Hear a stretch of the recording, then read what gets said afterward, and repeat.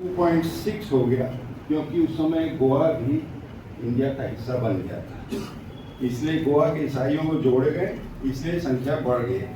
सन 71 के बाद लगातार हमारी संख्या घटती जा रही है, जो कि 81 में 2.44, 91 में 2.32, 2001 में 2.34 और मौजूदा 2011 का जो लास्ट सेंसस हुआ वो 2.3 है, जो सन 51 के बराबर है। तो ये पहली चीज़, एक तथ्य जो मैं आपके सामने रखना चाहता हूँ। दूसरा, लोग हमसे अक्सर पूछते हैं कि आप लोग प्रचार क्यों करते हैं।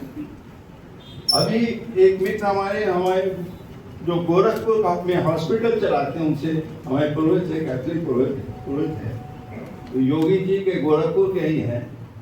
योगी जी उनसे कहते हैं सब कुछ करो, अच्छा काम करते हैं, डोंट कन्वर्ट एनीबॉडी। तो आप लोगों के मन में भी एक प्रश्न उठता है, बाकी आप लोग सब ईसाई लोग सब कुछ अच्छा है, आप लोग धर्म प्रचार क्यों करते हैं। हो सकता है ये सवाल आपके मनों में उठ रहा है, इसका मैं जवाब देना चाहता हूँ। पहले एक भावना थी जो ये था कि शायद बाकी लोग जो ईसाई नहीं वो जहन्नम में जाते हैं। सॉरी, बट ये एक सोच थी, एक विचार था। लेकिन हम लोगों ने बहुत पहले, खास कर ये कैथलिक चर्च है, हमने सन 65 में ये दस्तावेज निकाले जिसको कहते हैं वैटिकन के डॉक्यूमेंट्स, जिसमें हम लोग स्पष्ट कहते हैं कि we believe all have got the grace of God and can be saved. अब मैं एक खास चीज़ इसमें बताना चाहता हूँ जो इस दस्तावेज में है, मैं इसको पढ़ के सुना देता हूँ, सुन लीजिए। The church strictly forbids forcing anyone to embrace the faith or alluring or enticing people by unworthy techniques. ये हमारे चर्च का स्पष्ट दिशा निर्देश है। तो यदि कोई कहे कि आप लोग प्रलोभन देते हैं या अट्रैक्शन करते हैं, देखिए जो इसमें जो ये दस्तावेज है, जो इसके शब्द हैं बड़े अजीब से हैं, जो हम लोग को जानना बहुत ज़रूरी है। Any gift, gratification, easy money or material benefit in cash or kind, employment, free education in reputed school, better lifestyle, divine pleasure, other, मतलब कुछ भी करो सरकार के इस नियम के अनुसार गलत है। हम आपको लालच दें, हम आपको शिक्षा दें, किसी व्यक्ति को हम स्वस्थ कर रहे हैं, वो भी प्रलोभन के दायरे में आता है। Now, मैं उस प्रश्न का जवाब देना चाहता हूँ कि वाई डू इवेंजलाइज। मैं एक दृष्टांत या मिसाल आपके सामने पेश करता हूँ। एक गांव वाला था, उन्होंने सुना आगरा किस चीज़ के लिए मशहूर है, ताजमहल, जो प्रेम का प्रतीक है। वो ताजमहल देखने गया, जब उसने सुना कि कारीगरों के हाथ काटे गए, तो उन्होंने कहा ये प्रेम का प्रतीक नहीं हो सकता। तो उन्हें किसी से पूछा आगरा और किस चीज़ के लिए मशहूर है, कोई बताएं। पेठा। अरे भाई भाई क्या बात, पेठा। तो उस गांव वाले का अच्छा ताजमहल हमारे समझ में है, जब पेठा खिला दो। किसी ने उनको परोसा पेठा, जब उसने खाया क्या मजा आया, किसी के मुंह में पानी आ रहा है। लेकिन जहां उसने पेठा खाया, किसकी याद आई,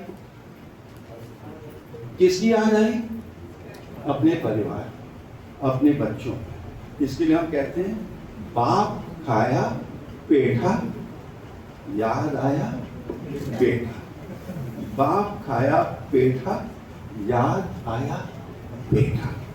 कहने का तात्पर्य है कि जिस अमृत को मैंने चखा, मैं दूसरों को उसके साथ शेयर करना चाहता हूं। और हम लोग सब जानते हैं बांट के खाने में अधिक आनंद है।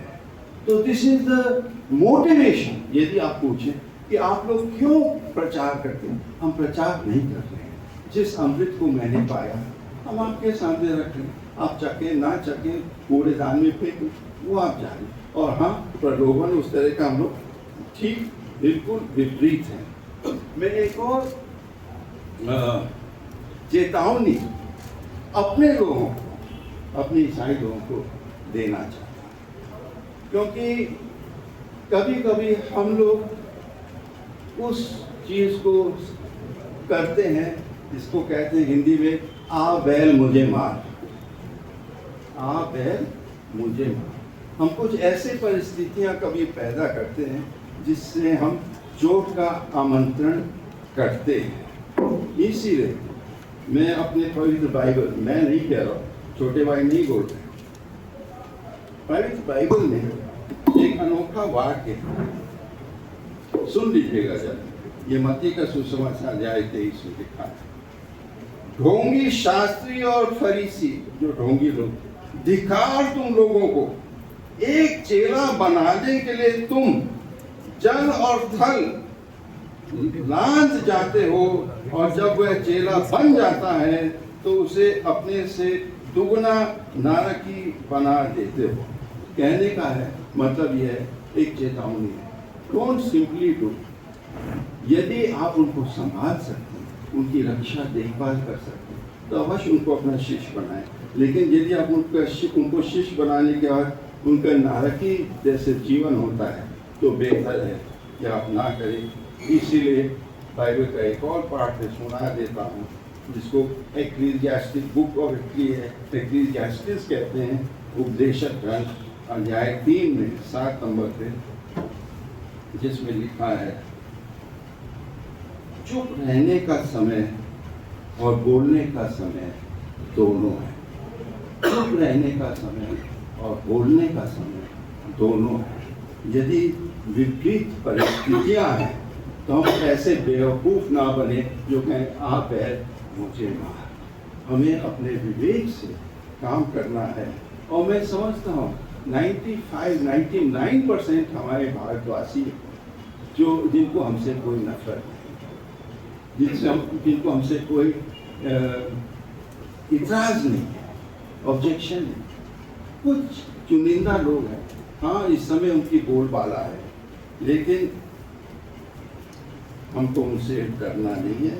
और जो अंत में मैं कहना चाहूँगा, जो हमको पीड़ा होती है, क्योंकि बाकी केसेस सब कुछ आपको सुनाया जाएगा, जो पीड़ा हम लोगों को होती है, ईसाइयों को या अल्पसंख्यकों को, जो हमारे साथ पक्षपात होता है।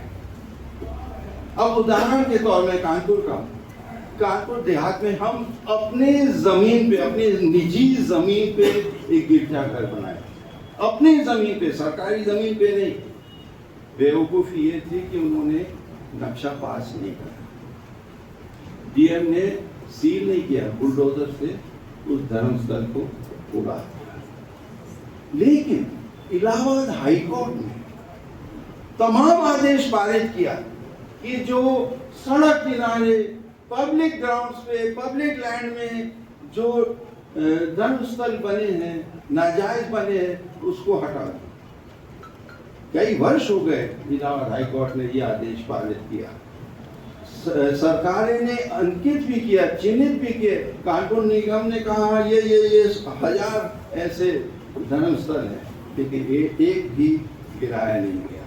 आज आपने अखबार में पढ़ा कि जनाब जो है, जो यात्री हैं, उनके ऊपर फूल बरसाने जा रहे हैं, उन पे फूल बरसाने जा रहे हैं, हमको ब्लडी फूल बना रहे हैं।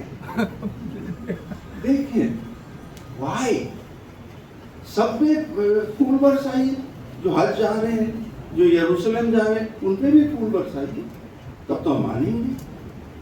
और एक यात्री के लिए, एक प्रकार के यात्रा के लिए सारे राजमार्ग को बंद करा देते हैं। तो ये पक्षपात नहीं है तो क्या है?